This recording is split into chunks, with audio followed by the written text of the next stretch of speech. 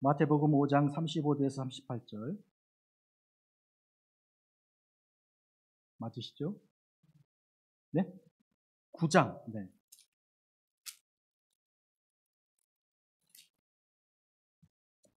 네. 9장 35절 38절. 네. 예수께서 모든 도시와 마을에 두루 다니사 그들의 회당에서 가르치시며 천국 복음을 전파하시며 모든 병과 모든 약한 것을 고치시니라. 무리를 보시고 불쌍히 여기시니 이는 그들이 목자 없는 양과 같이 고생하며 기진함이라. 이에 제자들에게 이르시되 추수할 것은 많되 일꾼이 적으니 그러므로 추수하는 주인에게 청하여 추수할 일꾼들을 보내어 주소서 하라 하시니라. 아멘. 이제 목사님 모시겠습니다. 목사님 나오실 때 따뜻한 박수로 환영해서 말씀 듣겠습니다.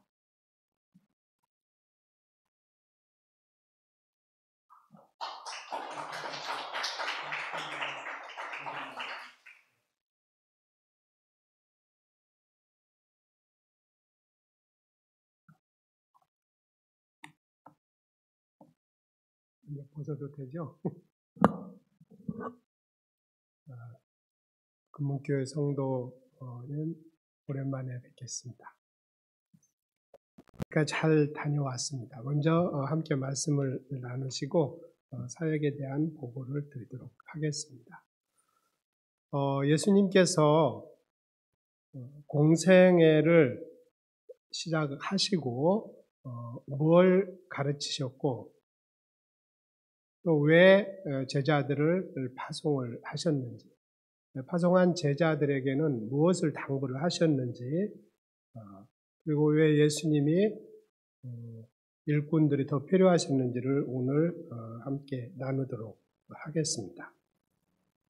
예수님께서 세상에 오신 후에 제일 처음에 공생애 시작하시기 전에 광야에 들어가서 시험 과정을 거치셨죠. 고난의 시간을 거친 후에 나와서 이제 모든 도시와 마을을 두루 돌아다니시면서 가르치셨습니다. 무엇을 가르치셨나요?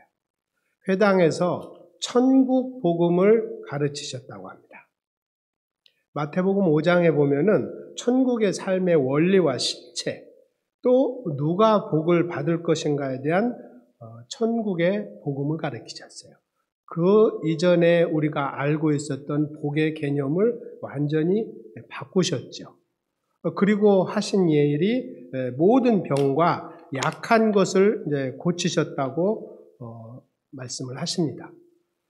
예수님의 눈길이 머문 곳은 약하고 병든 자, 소외된 자와 갇힌 자, 불쌍한 자들을 고치시는 일이었어요.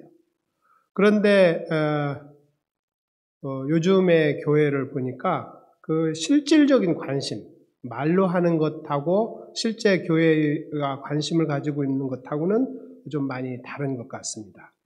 현대 교회 관심사를 보면은 무엇이냐면은 요즘 코로나 때문에 모이지 못하게 되니까 모든 교회가 걱정하고 있어요. 성도들도 걱정하고 목회자도 걱정을 합니다. 그들이 걱정하는 것은 무엇이든가요? 코로나로 인하여 모이지 못하니까 교인 수가 감소한다. 그로 인해서 헌금액이 감소하고 그러다 보니까 교회가 문을 닫는 곳이 여기저기 나타나기 시작을 합니다. 그러니 교회가 문을 닫지 않고 생존하는 문제가 중요한 관심사로 나타나기 시작을 하죠. 이러한 이유는 대면 예배를 드리지 못하게 되는 데서 오는 그런 현상이라고 봐집니다. 대면 예배가 무슨 뜻입니까? 이것은 와서 성도들 간에 서로 얼굴을 보고 또 강단에서 선포되어주는 목사님의 말씀을 직접 들으러 나오는 것이죠. 목사님의 얼굴을 직접 보며 선포되는 말씀을 들으러 나오는 것이니까 어째 보면 눈에 보이지 않는 하나님을 만나러 오는 것은 아닐 겁니다. 대면이든지 비대면이든지 예배의 대상이 하나님이라면 어디에서 예배를 드리더라도 별로 문제가 없을 것 같아요. 목사님 얼굴을 보러 교회에 나온다면 요즘 유튜브를 통해 가지고 실시간으로 목사님 얼굴도 다 보죠. 안타깝지만 성도들의 얼굴은 보기가 어렵습니다. 자, 그럼 무엇이 문제일까요? 우리들이 예배를 드리고 있는데 그 예배가 과연 누구에게 드려지는 것이고 누구를 향한 예배인지 한번 생각해 보면 좋겠어요. 예배의 장소에 모여서 함께 예배 드린다는 것이 무슨 의미가 되나요? 인터넷을 통해서 드리는 예배와 이렇게 예배당에 와서 성도들과 함께 예배 드리는 것이 어떤 차이가 있나요? 요즘 교회 나오지 않고 집에서 인터넷을 통해서 이곳저곳 돌려가면서 설교 잘하는 목사님의 채널을 찾아서 설교 듣는 분들이 많아요. 어느 교회에서는 예배 드리는 그 시간에, 주일날 이 대예배 시간에 옷을 제대로 갖춰 입고 컴퓨터나 텔레비전 앞에 나와 앉아서 경건하게 예배를 준비하고 드리세요 하고 광고하는 걸 봤어요. 교회에 나오지 않더라도 집에서나 직장에서나 예배의 시간만큼은 온전히 몸과 마음을 모아서 눈에 보이지 않는 하나님께 집중해서 예배를 드리라는 의미겠지요. 그렇게 맞는 것인가요? 예배 시간에 맞춰서 유튜브 틀어놓고 비스듬히 누워서 혹은 이불 속에 누워서 설거지하면서 때로는 화장실에 앉아서 다른 컴퓨터나 방송 틀어놓고 동시에 다른 일을 하면서 예배 진행 상황을 귀로 듣습니다. 교회 나오지 않고 예배 드리다 보니까 그렇게 되더라고요. 지난 1년 반 동안 교회 나오지 않고 성도들과 함께 예배 드리지 못했을 때 참 편했어요. 예배 시간 맞춰서 교회 쫓아가려고 서두를 일도 없고 그냥 입던 옷 그대로 하던 일 그대로 시간에 맞춰서 틀어만 놓으면은 예배가 시작이 되죠. 그래서 예배 장소가 그리워졌어요. 성도들과 함께 모여서 찬송도 하고 또 성도들이 하는 그 기도도 바로 옆에서 듣고 경건하게 함께 성시 교독도 하고 찬양대 소리도 듣고 싶어졌어요. 작년에 제가 한국에 있는 어느 교회에 가서 그곳은 대면 예배를 오랜만에 한다고 해서 함께 예배에 참여를 했어요. 의자에 앉아서 찬양을 첫 소절을 하자마자 막 감동이 복받쳐가지고 눈물이 나오더라고요. 제가 1년 반 동안에 예배 참여를 하지 못하고 있다가 교회에 가서 성도들과 함께 예배를 드리는 것이 뭐라고 말로 표현할 수 없을 정도의 감동이 왔었고 함께 내 옆에서 누군가가 찬양한다는 것이 그런 감동인 줄 정말 몰랐어요. 그때 제가 갑자기 눈물을 흘리니까 함께 예배드리던 교회 식구가 형 왜 그래? 그래서 아니야 괜찮아. 이거 주일날 예배당에 나와서 성도와 함께 예배를 드리는 것은 집에서 인터넷으로 좋은 설교 골라 들을 때하고는 느껴보지 못하는 그런 감동이 있더라는 겁니다. 그런데 이제 미국 같은 경우는 부스터쇼까지 맞을 수 있고 이제 누구든지 맞을 수 있다고 합니다. 대면 예배도 가능해졌고 저는 마스크를 벗었어요. 많은 이 대면 예배가 가능해졌는데도 불구하고 오늘 보니까 11분이 나오셨네요. 교회 예배 드리러 오지 않네요. 왜냐하면 집에서 예배 드리는 것이 익숙해졌어요. 편하게 예배 드리는 것에 익숙해지면은 주일날 예배를 드리러 교회를 오고 가는 것이 아주 번잡하게 느껴집니다. 대면 예배가 그리 중요하게 여겨지지 않아요. 그들은 충분한 이유를 댈 수 있어요. 예배는 하나님께 드려지는 것이지 성도들 목사님 보러 가는 것이 아니다. 예, 맞습니다. 그런데 실제 예배당에 와가지고 직접 성도들과 함께 그 옆에서 숨 쉬는 소리, 뒤에서 기도하는 소리를 들어가면서 예배드리는 것은 우리가 한 번도 이전에는 느껴보지 못했던 그런 감동이 있더라는 거예요. 예배당에 나와서 예배 드릴 수 있으면은 그런 감동이 있어요. 자, 오늘 말씀을 통해서 봅니다. 예수님이 무엇을 가르치셨는가? 예수님께서 무엇을 가르치시고 무슨 본을 보이셨는지, 그리고 우리가 예수의 제자로 살아간다는 것이 무슨 의미인지 알려주시는 내용입니다. 예수께서는 광야에서 시험 과정을 통과하시고 사역을 시작하신 뒤로는 혼자 다니지 않으셨어요. 때로는 제자들을 찾아가서 나를 따르라고 부르시기도 하고, 또 많은 사람들은 예수님께서 설교 중에 혹은 사역 중에 보여주신 기적을 보고, 때로는 빵이 필요해서, 때로는 질병 치유를 위해서, 때로는 그 천국 복음이 너무 달콤해서 예수님을 따라가기 시작했죠. 그러다 보니까 예수님이 할 일이 점점 많아지신 거예요. 갈 곳도 많아지고 이제 혼자 다 하실 수가 없어요. 그렇게 많이 따라오는 그 무리들을 먹일 수가 없고 예수님이 가는 곳마다 따라다니다 보니까 먹지도 못하고 몇 날 며칠을 먼 거리를 다니는 그들이 기진하고 지치고 힘들게 된 거죠. 이제 예수님이 하고 싶은, 또 가서 전하고 싶은 마을은 너무너무 많은데, 천국 복음을 전해야 할 곳은 너무 많은데 다 가지 못하는 거예요. 그러니 몇몇 제자를 참 열심히 하고 제대로 말을 듣고 천국 복음에 대해서 이해를 하는 제자들을 뽑아서 각 지역으로 보내시기 시작을 했죠. 그리고 보내실 때에 몇 가지 당부의 말씀을, 또 가서 무엇을 가르쳐야 되는 것을 알려주셨어요. 마태복음 10장 1절을 보면은 예수께서 그의 12제자를 부르사 더러운 귀신을 쫓아내며 모든 병과 모든 약한 것을 고치는 권능을 주시니라. 그냥 보내신 게 아닙니다. 오늘 목회 기도에서도 잠깐 나왔습니다만 마태복음 28장에 보면은 내가 가르친 것을 세상 땅끝까지 가서 전해라.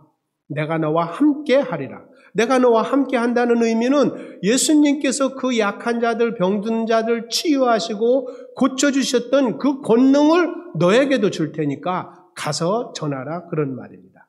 자, 가서 뭘 가르칠 것인가? 가면서 전파하여 말하되 천국이 가까이 왔다. 다시 말하면은 천국이 가까이 왔으니 빨리 회개하고 하나님의 길에 들어서라. 신명기에 보면은 19장 20절에서 만일 어떤 선지자가 내가 전하라고 명령하지 아니한 말을 제 마음대로 전하든지 내 이름으로 전하지 않고 다른 신들의 이름으로 말하면은 그 선지자는 죽음을 당하리라. 예수님께서 가르치지 않은 그런 내용을 가지고 다른 신의 이름을 가지고 전한다고 그러면은 죽을 것이라고 그랬어요. 우리가 말씀을 전할 때에, 복음을 전할 때에, 메시지를 전할 때에 그 말을 알아듣지 못하고 또는 그 말이 진실인지 의심하는 사람들이 얼마든지 나올 수 있죠.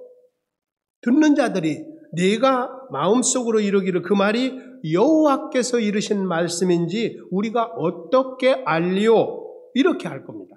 그때에 어떻게 그들을 설득할 것인가? 여호와의 명령인지 아니면 자기 자신의 가치관과 자기 자신의 경험, 자신의 신앙을 이야기를 하는 것인지 어떻게 알 수 있나?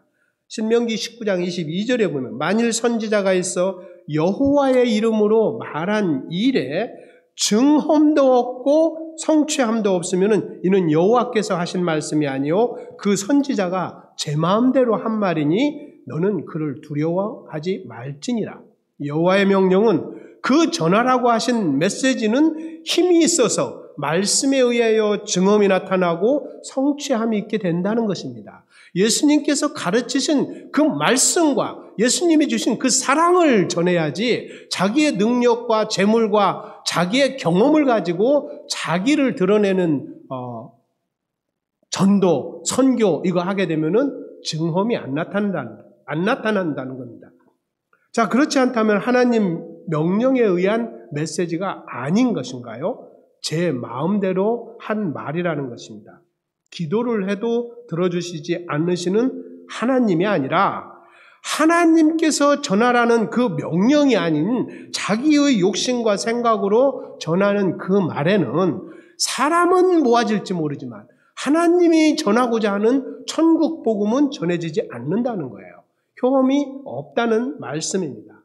주님께서는 뭐라고 하셨냐면, 왜 보냈냐면은 무리를 보시고 불쌍히 여기셨어요. 그들이 고생하고 기진하다, 지치고 배고파서 쓰러질 지경에 이르렀을 때 기진하다고 그러죠. 그들을 보고 정말 할 일은 많은데 그 일을 할 일꾼이 적다는 것입니다. 예수님 그 당시 2000년 전만 그랬을까요? 지금도 마찬가지예요. 지금도 할 일은 정말 많아요. 정말 헛길로 가고 있는 사람들이 많아요. 예수님 보시기에는 많은 무리들이 따르고자 하여도 그들이 이제 지치고 배고프고 해서 예수님 따르기가 힘들어 보인 겁니다. 예수님의 눈길은 항상 힘들고 지쳐있는 무리들이었죠. 소외당하고 억압받는 백성들이었어요. 배고프고 고독하고 삶이 무지러서 정말 살 것을 포기하려고 하는 그런 힘들어하는 사람들. 현대사회에서 스트레스로 인해서 불면증, 우울증에 빠져가지고 영적인으로 기진해가지고 더 이상 살 것을 포기하는 사람들이 너무 많아요. 그들은 예수를 따르고 하느님의 복음을 믿고 따르고자 합니다. 예수가 누군지도 알고 있어요. 그 예수를 통하여 평강을 얻고 싶어요. 그런데 그들에게 그런 사람들이 아직도 많고 그렇게 위험하고 잘못된 길에 빠져서 헤매고 있는 사람들인데 또 많은데 또 목자의 곁을 떠나지 않도록 잘 돌봐야 하는데 그들이 목자의 곁을 떠나서 제갈 길로 가다 보니까 힘들고 지치고 방황하고 영적으로 더 이상 버텨낼 수가 없는 겁니다. 그들에게 쫓아가야 돼요. 그들에게 가서 주님에게서 받은 사랑을 전하고 위로하고 안아줘야 된단 말이에요. 그런데 그 길을 잘 안 나서려고 해요. 할 일은 너무너무 많은데 예수를 구주로 받아들였다고 하고 구원을 얻었다고 하는 사람들은 많은데 그 예수님께서 걸어가고 예수님께서 명령하신 그 명령을 받고 예수의 길을 따르고자 하는 제자는 적다는 겁니다. 예수님의 길은 평탄한 길이 아니었어요. 예수 믿는다고 하면서도 자신의 일상은 편한 길로만 가려고 하는 거죠. 나의 안전과 풍요를 확보하고 내가 이 세상적으로 해야 할 일들 다 한 후에 주의 일을 하겠다고 합니다. 뭐라고? 주여 내가 먼저 가서 내 아버지를 장사하게 허락하소서 하니, 다시 말하면 나의 사회적인 의무와 책임을 다 한 후에 주의 일을 대신 하겠다고 합니다. 예수님께서 대답하십니다. 죽은 자들이 그들의 죽은 자들을 장사하게 하고 너는 나를 따르라. 준엄하십니다. 네 것을 버리지 않고 나를 따른 자는 나 필요 없다. 그래서 예수님이 기도를 하시죠. 주인에게 추수할 일꾼을 청하십니다. 추수할 것은 많되 일꾼이 적으니 그러므로 추수하는 주인에게 청하여 추수할 일꾼을 보내어 주소서. 오늘 이 말씀이 우리에게 메시지로 전합니다. 추수할 대상은 굉장히 많아요. 그런데 추수할 사람이 없어요. 그 제자들을 부르셔서 할 일을 명하십니다. 이방인의 길로도 가지 말고 사마리아 고을에도 가지 말고 오히려 이스라엘의 잃어버린 양에게로 가라. 우리는 과연 누구에게 갈까요? 천국이 가까이 왔다고 알려주고 병든 자를 고치고 너희가 거저 받았으니 거저 주라고 하십니다. 내 몸에 너무 여유 있고 넉넉하게 지니지 말고 두 벌로 가지 말라고 그래요. 신 지팡이 지니고 가지 말라고 합니다. 가서 일할 곳에 합당한 장소를 찾으면 그곳에 머물고 그 집에 평안을 빌으라고 해요. 예수를 전하고 예수의 사랑을 전하는데 물질과 시간과 건강이 필요한 게 아닙니다. 예수님의 말씀을 가지고 가라는 대로 그냥 가면 되는 거예요. 거기서 넉넉하게 가지고 가야 내가 줄 것이 있어야 하지. 그렇지 않다고. 예수님이 하시는 것은 두 벌로 가지고 가지 말라고 그래요. 그리고 너희를 보내는 것이 양을 이리의 무리에게 보내는 것처럼 내가 마음이 너무너무 조마하다. 이 세상이 얼마나 야박하고 두렵고 위험하고 아주 정말로 간사한지 몰라요. 그곳에 예수님께서 불러서 가라고 하니 정말로 지혜로워야 돼요. 뱀같이 지혜롭고 비둘기같이 순결하라고 했어요. 내 마음은 비둘기같이 순결하고 또 복음을 전하고 선교를 하고 전도를 하는 데 있어서 뱀처럼 지혜로워야 돼요. 무턱대고 가는 것이 아닙니다. 내 이름으로 말미암아 미움을 받을 것이다. 그 미움은 현장에서도 그렇고 때로는 가족에게 그렇고 때로는 함께한 형제들, 친구들, 이웃들에게서 미움을 받을 수도 있어요. 그런데 그 미움을 끝까지 견디는 자는 참된 구원을 얻을 것이라고 합니다. 어느 곳에 가서 박해를 받거든지 위험하든지 하면은 다른 곳으로 옮겨가라고 그랬어요. 멍청하게 거기서 죽는 것이 능사라고 회교도나 무슬림 지역에 가가지고 죽는 것이 선교라고 그렇게 하면서 정말로 스스로 불구덩이에 뛰어들어가요. 그것이 능사가 아니라는 거예요. 지혜롭게 하라는 겁니다. 멍청하게 당하지 말고 지혜롭게 처신하라. 그러나 눈앞의 어려움과 위험 때문에 두려워할 것은 없다. 세상 것을 두려워하지 말라. 정말로 두려워할 분은 하나님이시다. 하나님이 우리에게 명령하시는데 그 명령이 예수님의 사랑, 예수님이 가르쳐 주신 그 내용을 전하라는 거예요. 두려워하지 말라는 거예요. 내가 너와 함께 할 것이다. 이 이야기입니다. 그리고 어떻게? 나는 너와 함께 하실 것이다. 내가 너와 함께하고 너를 지켜줄 것이다. 내가 참새의 목숨까지도 소중하게 여기는데 너 더군다나 나의 심부름하러 떠나는데 너를 지켜주고 네 필요한 것도 다 채워주실 것이다. 이렇게 말씀을 하십니다. 오늘 우리는 또 이번 주를, 이 달을, 금년을 어떻게 보낼 것인가? 어제와 똑같은 하루를 또 보낼 것인가? 나는 어제는, 지난주에는 어떻게 보냈나? 하나님께서는 나에게 어떤 양을 맡기셨을까? 정말 좌우분별도 못하는 어리석고 위험에 빠진 그 양이 우울증에 때로는 배가 고파서 형제들한테 소외되고 이웃에게 소외되고 돈이 없어서 위험에 빠져있는 그들을 병들어 있어가지고 아무도 찾아오는 그들이 내 주변에 누구일까? 한 명이라도 찾아가서 말을 붙여보고 기도해주고 또 그들이 하는 말 들어주고 요즘같이 코로나 시대에는 사람을 찾아가는 것이 얼마나 큰 전도인지 몰라요. 아무도 안 찾아와요. 위험하다고. 그러니 나이 드신 분들은 그냥 하루하루 팍팍 늙어간다고 그래요. 제가 어제 80 넘은 목사님에게 가니까 내가 매일매일 늙어가 사람을 못 만나서 가서 그냥 막 본물 터져 나오는 그 이야기를 가만히 듣고 있었어요. 끝도 없더라고. 슬그머니 도망 나왔어요. 얼마나 사람이 그리워하는지 몰라요. 그냥 찾아가서 함께 아파하고 눈물 흘려주고 그럴 수만 있으면은 그렇게 하루를 살아간다면 그게 곧 예수의 제자로 살아가는 것이 될 겁니다. 과연 우리 교회는 어떤 선지자를 보낼까? 사람의 원수가 자기 집안 식구라고 하는데 아버지나 어머니는 예수님보다도 더 사랑하는 사람은 그분에게 합당하지 않다고 하시는데 아들이나 딸을 주님보다도 더 사랑하면은 주님 제자가 될 수 없다고 하시는데 이 무서운 말을 내가 어떻게 받아들일 것인가? 나는 주님을 다른 그 누구보다도 정말로 더 사랑을 하고 있는가? 내가 나의 십자가를 지고 정말 그분을 따라갈 수 있는가? 오늘의 나의 십자가는 무엇일까? 교회에서는 선교하라, 전도하라고 하는데 나는 그런 일들 중에 과연 무엇을 할 수 있을까? 이제는 편한 길을 버리고 추수할 일꾼을 부르시는 우리 주님의 목소리를 귀담아 듣고 정말로 많은 기진하고 지쳐있는 나의 이웃을 찾아가서 천국 복음의 원리를 알려주고 그들의 약한 부분, 또 부족한 부분, 영과 육신의 아픔을 돌보고 예수님께서 나를 사랑해 주시는 것처럼 그대로 사랑을 하면 됩니다.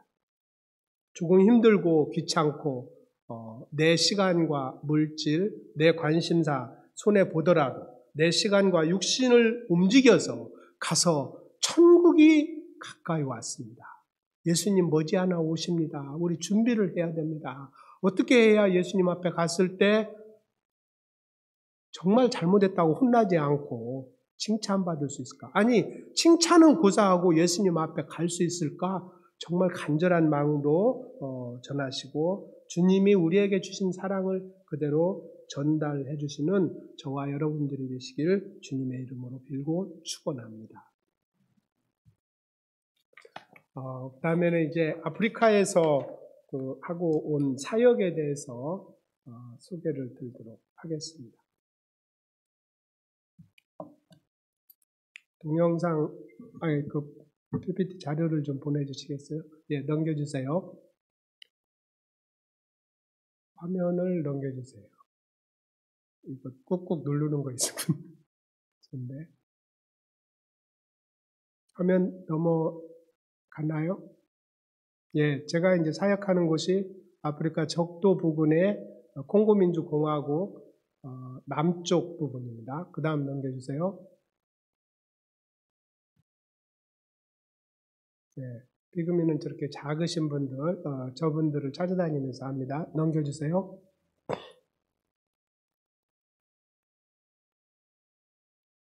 이렇게 피그미 마을을 이제 저런 데 찾아다니는 거예요. 이번에 갔던 길들입니다.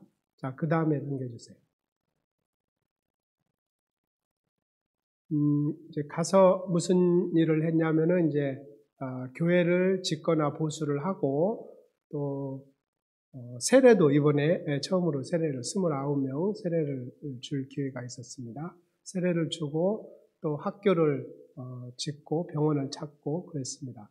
예, 선교 클러스터라고 해서 선교사들이 어느 지역에 가게 되면은 하는 일이 교회 짓고 학교 짓고 병원 짓고 이것이 이제 주요한 선교 클러스터가 됩니다. 그 다음에 뭐 볼까요?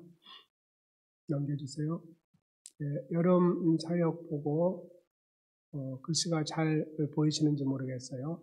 교회 또 학교 짓고 또 치템보 성경 번역 치템보 정음체계 가르치고 제가 잘 안 보입니다. 세례식과 예배 가난한 사람들이니까 이제 소득 증대하기 위한 그런 사업과 간호대학 설립 준비 및 루안다의 한글학교 운영을 했습니다. 그 다음 넘겨볼까요? 저렇게 찾아가서 정글을 뚫고 찾아가서 외국인으로서는 이제 저는 거기 가면 백인이라고 합니다. 1994년도에 저 마을에 백인이 한 명 지나갔다고 해요. 국립공원을 가니라고. 그런데 제가 이제 94년도 이후로 최초로 찾아간 백인이에요. 그랬더니 저 땅을 제가 이제 그곳에 교회를 지어주겠다고 하니까 저 땅을 무상으로 주셔가지고 저렇게 교회를 그곳에 지을 수 있어서 지금 완공돼서 제가 온 이후로 헌당 예배까지 드렸다고 합니다. 무세니라는 지역이고 또 하나는 오랫동안 이제 교육을 했던 그 이주의 섬의 무고테 지역에 교회를 신축했습니다. 그 다음에 넘겨보시죠. 네, 이곳은 이제 뭐 가니까 저를 이제 무조건 데려갔는데 저렇게 저런 장소에서 모여서 예배를 드리고 있었어요. 그래서 거기에 이제 적은 돈으로 이렇게 보수를 했죠. 교회 보수를 해서 이렇게 교회가 다 완공되고 헌당 예배까지 저렇게 드릴 수 있었습니다. 자, 그 다음에요.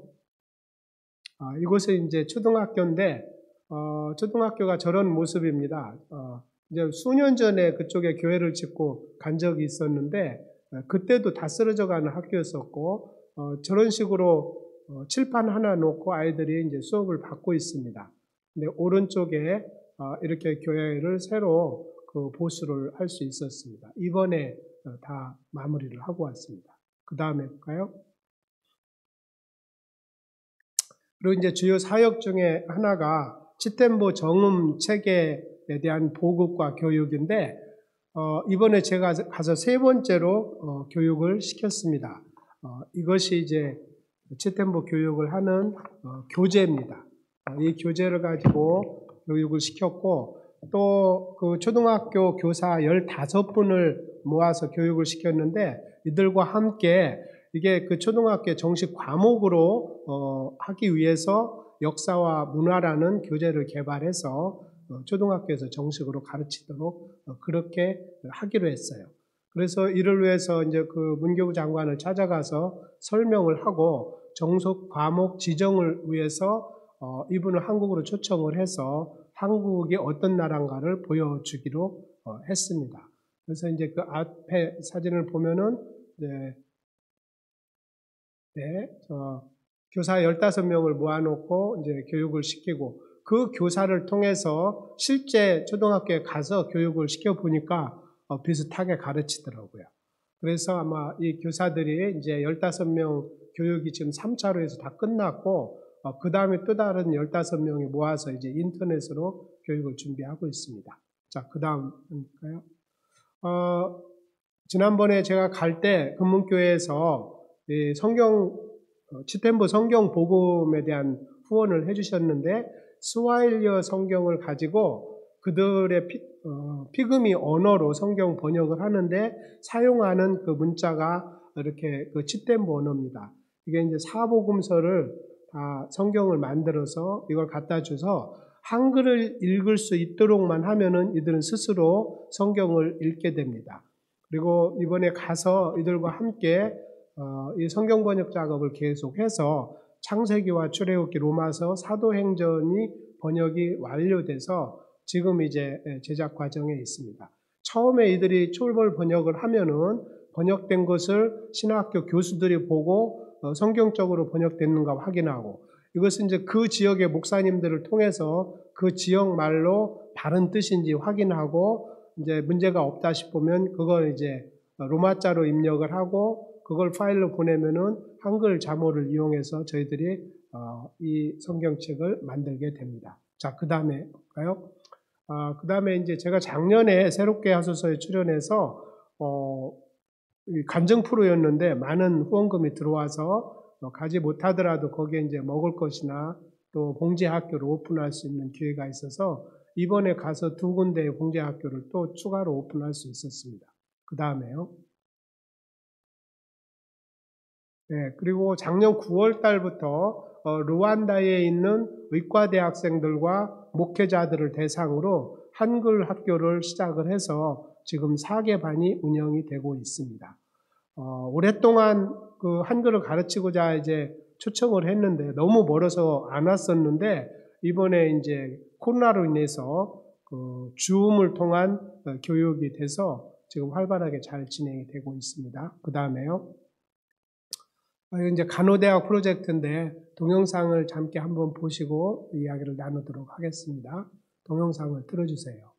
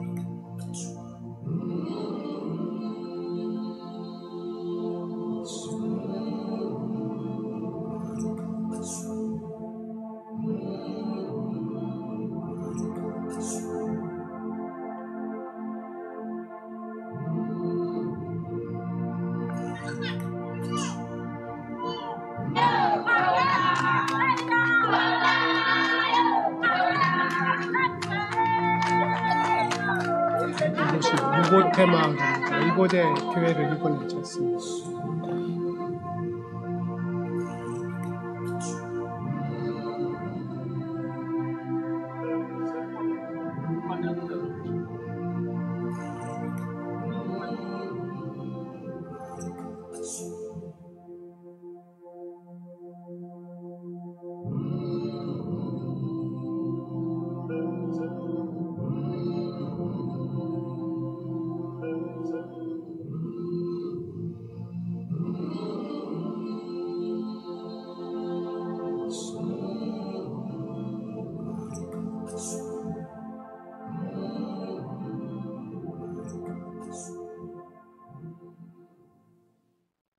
네, 그 다음에요.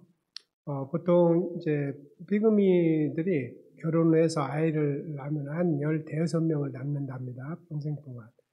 그런데 이제 한 3분의 2는 5살 미만에 죽는다고 그래요. 그게 이제 출산 환경이 워낙 안 좋고, 그래서 이제 그렇다고 그래서, 의사들의 조언에 의해서 출산 교육을 좀 시켜주면 좋겠다. 그래서 시작된 것이 이제 간호대학까지 됐는데, 이제 수년 전부터 이 프로젝트를 진행을 해오다가 이번에 들어가서, 저 이제 땅까지 부지를 보고 왔습니다. 네, 동영상이니까 잠깐 좀 틀어주시겠어요? 자, 이곳은 직업학교와 간호학교를 세우기 위해서 우리가 구입하기로 한 땅입니다. 그래서 페카 회원들과 함께 이곳에서 기도회를 하려고 함께 왔습니다. 하나님께서 이 땅을 허락하셨으니 이곳에 새로운 역사가 쓰여지기를 주의 이름으로 축원합니다. 아멘. 네, 그 다음 넘겨주세요. 자, 그 다음 넘겨주세요. 다행히 이 보고를 들으니까 대구에 있는 한 분이 바로 즉석에서 땅 구입을 해주셔서 이번에 1월 중순에 가서 이제 건축을 시작을 하게 됩니다. 자, 이 간호대학을 이곳에 설립을 하면 사실은 이제 간호대학하고 바로 이제 기술대학도 연결을 할 건데 이 지역 주민들에게 출산교육뿐 아니고 최소한의 의료 혜택을 받을 수 있게 됩니다. 그리고 인구가 34만인 분야끼리 지역에 대학이 아직까지 선 적이 없어요. 처음으로 4년제 칼리지가 세우게 되면은 고등학교를 졸업을 하고 대학 진학을 하는 사람은 극소수 대도시로 나가서 하는데 그들에게 이제 대학 진학이라는 희망을 줄 수가 있습니다.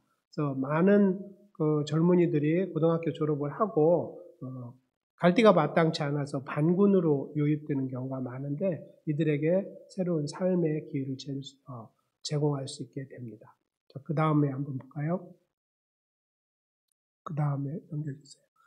이 학교가 지어지게 되면은 이제 완공 후에 자체적으로 운영될 때까지는 온라인을 통해서 그 간호학 강의를 진행을 할 계획이고 그 안에 수년 동안 아프리카 그 의료진을 한국으로 초청해서 단기 교육을 시켜서 보낸 적이 있어요. 그분들을 시간 강사로 활용을 할 거고 LA에 있는 세계 기독 간호재단이 있는데 지난번에 내려가서 이 협의를 하니까 강사 지원을 하겠다. 그 다음에 간호대학 학장을 우리가 물색해서 보내보겠다. 이제 그 이야기를 들었어요. 제가 12월 초에 다시 가서 확정을 하기로 했습니다.